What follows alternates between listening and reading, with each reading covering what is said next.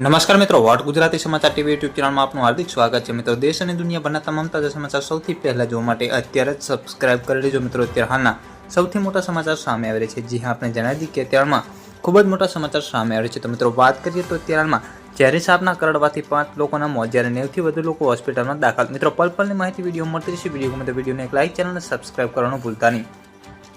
તો મિત્રો, મળતી માહિતી મુજબ આપણે જણાવી દઈએ કે અત્યારે હાલમાં હલ્દ્વાનીમાં વિસ્તારમાં સાપ આતંક ફેલાઈ રહ્યો છે। વાત કરીએ તો અહીં સાપ નીકળવાનો બનાવ કિસ્સામાં સામે આવી રહ્યો છે। મિત્રો, વાત કરીએ તો ઝેરી સાપ કરડવાથી 90 લોકો હોસ્પિટલમાં દાખલ કરવામાં આવે છે, જ્યારે 5 લોકોના મોત થયા છે।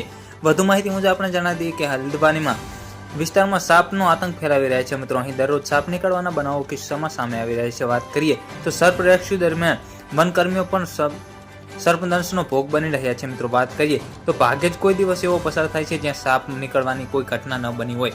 વધુ માહિતી મુજબ આપણે પણ જાણી દઈએ કે અહીંના લોકો ઘર અને દુકાનોમાં સાપ નીકળવાની સૌથી વધુ ઘટનાઓ બની રહી છે। 90થી વધુ લોકો હોસ્પિટલમાં દાખલ કરવામાં આવ્યા છે।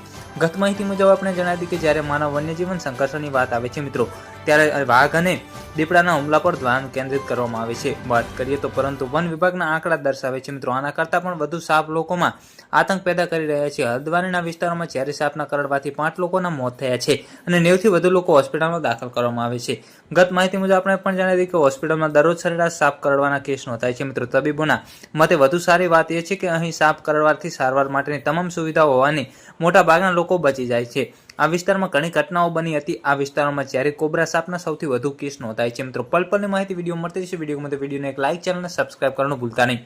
ધન્યવાદ।